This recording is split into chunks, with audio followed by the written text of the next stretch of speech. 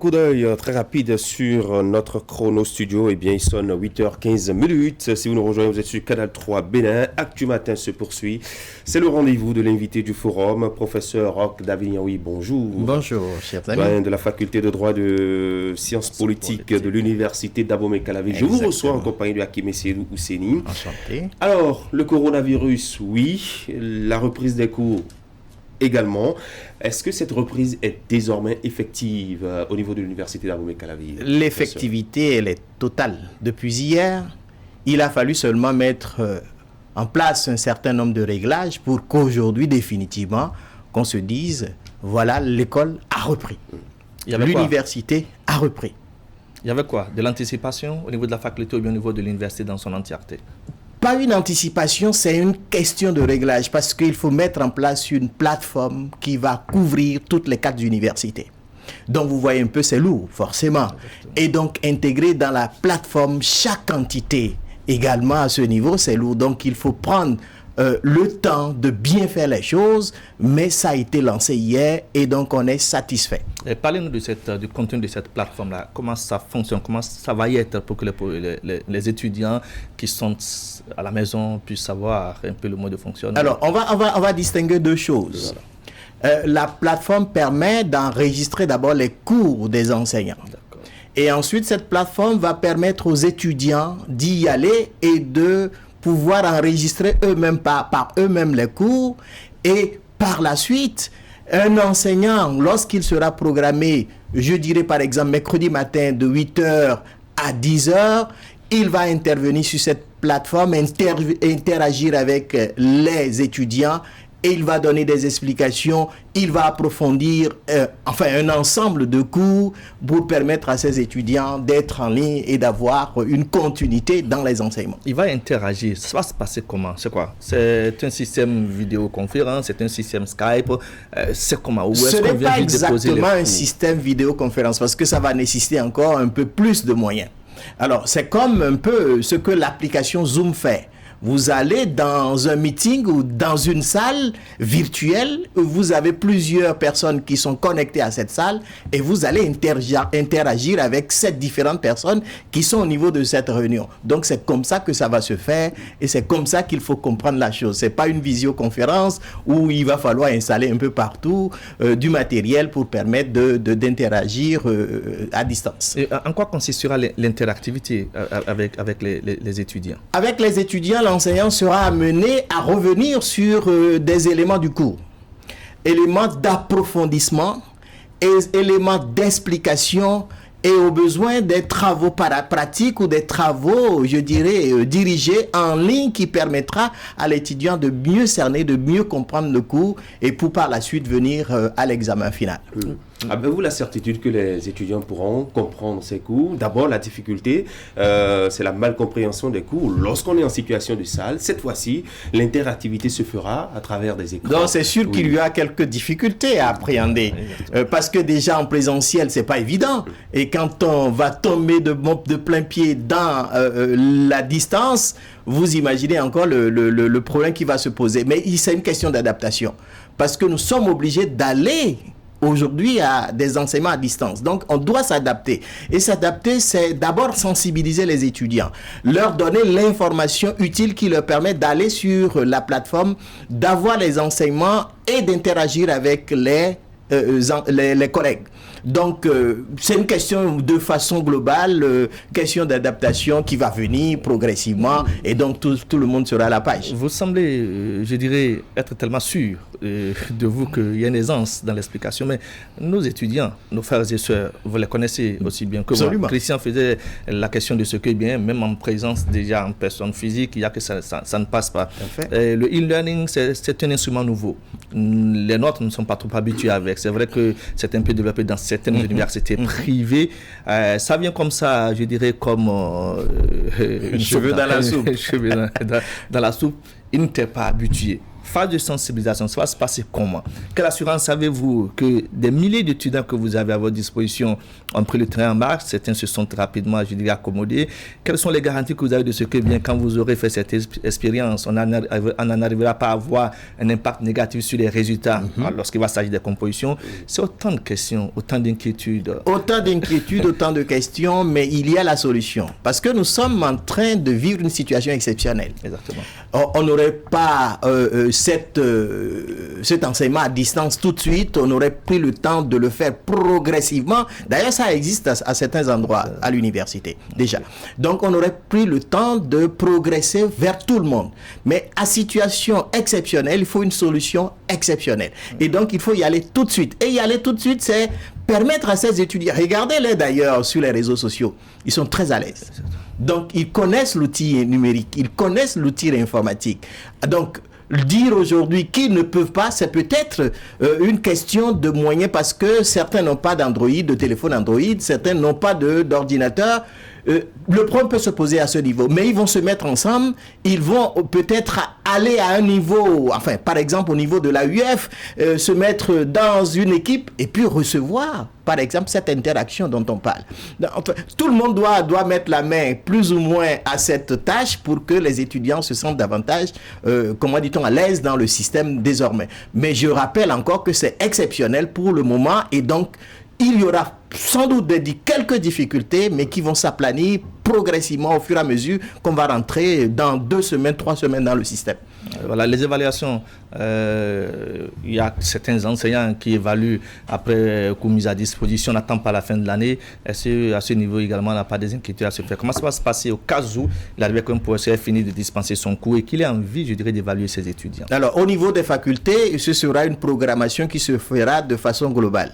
Donc, un enseignant ne pourra pas actuellement se lever et dire ben, j'ai fini mon cours, je vais le faire. Parce que généralement, vous avez le premier semestre, vous avez le deuxième semestre, vous avez les examens du premier semestre et les examens du second semestre. On a quasiment fini avec les examens du premier semestre. Et donc, c'est par rapport au deuxième semestre que nous avons eu cette difficulté. Donc, lorsque tous les cours seront terminés, on va organiser maintenant une période d'examen. Et donc, tout le monde va passer par ce canal et on dira c'est en présentiel parce que nous ne pouvons pas évaluer tout de suite à distance les étudiants. Ça va être très, très compliqué. Donc, on va retenir le principe de l'examen en présentiel, mais on mettra en place tout le dispositif pour permettre que, comment dit-on, cette pandémie ne continue à nous embêter davantage. Donc, la distanciation dans des salles plus vastes, plus grandes, et ensuite le port systématique de masques pour permettre à tout le monde d'être évalué avec des épreuves qui, encore une fois, seront adaptées à la situation.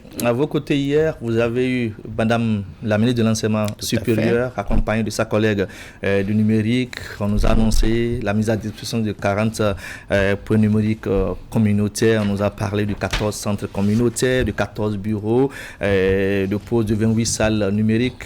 Un bol d'oxygène, c'est ça? Absolument. On en a besoin. Et on doit démultiplier encore davantage pour que définitivement nous rentrons dans le système d'enseignement à distance avec, je dirais, tout le bonheur possible. Et vous ne craignez pas la qualité de l'Internet, puisque tout à l'heure, Christian abordait la question relativement à une étude qui a été menée. Tout à fait. Dites un peu comment est-ce que vous, en tant qu'enseignant, en tant que doyen de faculté, quel est votre regard sur cet outil-là? Moi, je vais rester d'abord positif en me disant que la connexion telle qu'elle existe, elle va être améliorée. Parce que nous avons un besoin. Et par rapport à ce besoin, il va falloir mettre en place les moyens qu'il faut. Donc, booster davantage cette connexion pour permettre aux étudiants, à tout le monde, d'être connectés. Quand on a 2000, 5000, voire 10 000 personnes en ligne, ce serait génial. Donc, à ce niveau, il n'y a pas d'inquiétude. Nous allons faire avec les moyens de bord en attendant que les moyens techniques soient mis en place pour améliorer drastiquement et considérablement le flux, la connexion au Bénin. Alors, depuis février 2019, vous êtes le doyen de la faculté de droit, de sciences politiques de l'université d'Abomey-Calavi. Un an pratiquement passé. Comment vous vous sentez dans cette mission, dans cette tâche? Est-ce que vous avez réussi à apporter quelque chose de nouveau? D'abord, je suis à l'aise parce que c'est mon milieu. Oui. C'est comme quelqu'un qui est à la maison. Donc, tranquillement, je n'ai aucune inquiétude. Je n'avais pas d'inquiétude, même si quelque part, on avait estimé que bon, il y a eu un réseau qui a été mis en place. C'est des histoires. Bref, je n'ai aucune inquiétude. Je me suis senti tellement à l'aise qu'aujourd'hui, je dirais que j'ai fait un pas de plus et que j'ai apporté quelque chose à cette faculté parce que nous avons une bonne ambiance qui règne actuellement. Nous avons essayé d'éponger des dettes et nous continuons par mettre en place un certain nombre d'innovations. On veut créer un système qui permettrait aux étudiants, lorsque les résultats seront donnés systématiquement, ils vont sur les réseaux sociaux, sur Facebook par exemple, ils ont leurs résultats, et donc première session, deuxième session. Nous sommes en plein dans cette réforme, et par rapport à d'autres choses également, c'est vous dire qu'il n'y a aucun souci, les enseignants, ils sont très très très bien dans notre collaboration, et que bon, bref, on espère que ça continue comme ça. Oui, c'est l'homme qu'il fallait pour la faculté de droit. On ne va pas dire l'homme qu'il fallait pour la faculté de droit, on va dire l'homme qu'il faut à un moment donné pour régler un problème. C'est comme ça que je vois la chose. L'homme qu'il faut pour régler un problème. Vous allez me dire que c'est un pirouette, peut-être. Oui, exactement. C'est d'ailleurs pour ça que je voudrais vous ramener à propos. Vous y mettez quoi? Alors, parce que forcément, à un moment donné... Lorsqu'on a épongé des dettes, c'est pas waouh.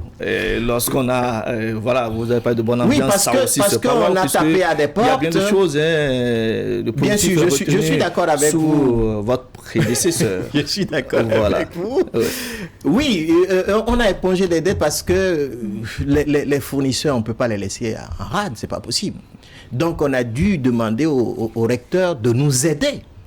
Et donc, on a tiré ici, on a tiré là où il faut peut-être faire des économies, on a essayé de faire des économies pour éponger une partie. On n'a pas tout épongé, mais donc c'est déjà quelque chose de formidable. C'était le problème que vous étiez... C'est un problème, bien sûr, parce que beaucoup de dettes sur la tête de la faculté, on ne peut pas respirer. Vous n'êtes pas un financier pour venir à la faculté de droit avoir réglé les problèmes de dette. Mais malheureusement, les finances sont là. Et sans les finances, vous ne pouvez même pas parler d'enseignement. Ça, c'est pas possible. Donc, il faut penser d'abord, d'autant plus qu'il y a le personnel conventionnel. Il faut payer ce personnel conventionnel. Donc, le douanier, il est confronté à une multitude de tâches. Donc, et parmi ces tâches, il y a les finances. C'est quoi les autres innovations que vous avez apportées pour le peu de temps que vous êtes en train de passer en ce moment à la tête de la faculté de droit et de sciences politiques? Il y a deux choses fondamentalement que je vais relever. Oui. D'abord, les examens commencent à se dérouler un peu le premier semestre cette année. Nous avons eu des cours qui ont été programmés, je dirais, avec un peu de forcing, parce que nous avons demandé aux enseignants de comprendre qu'on ne peut plus traîner davantage. Donc, ils étaient acquis à la cause. Donc, systématiquement, quand on programme un enseignant, il vient faire son cours. Et donc, le premier semestre est passé quasiment comme une lettre à la poste. Si n'eût été un peu la pandémie, le second semestre serait terminé, on aurait fini le deuxième semestre et on serait tranquille en train de vouloir rattraper des enseignements et puis des évaluations et passer à une année nouvelle, je dirais université nouvelle. Et donc, déjà sur le plan de la gestion des cours, de l'évaluation du premier semestre, de l'évaluation du deuxième semestre, nous avons mis une certaine rigueur qui a tellement marché avec la collaboration de tous les collègues. Et deuxièmement, nous avons cette innovation, nous accrocher un peu au numérique avec les résultats qui doivent être en ligne. Et l'étudiant n'a pas besoin de venir, par exemple, à la fac, à regarder sur des tableaux d'affichage. Non, il reste à la maison tranquillement. Il peut même télécharger tout simplement ses résultats. Merci beaucoup. Je vous en prie. Professeur David Ignaoui, merci d'être passé sur ce plateau. Merci. Pour nous apporter quelques précisions sur comment vous attendez à aborder donc ce nouveau virage au niveau de l'université d'Abomey-Calavi avec l'introduction du e-learning, avec l'avènement du coronavirus. Très bonne journée à vous. Merci à vous. Bonne journée. Très bonne journée. De même, je vous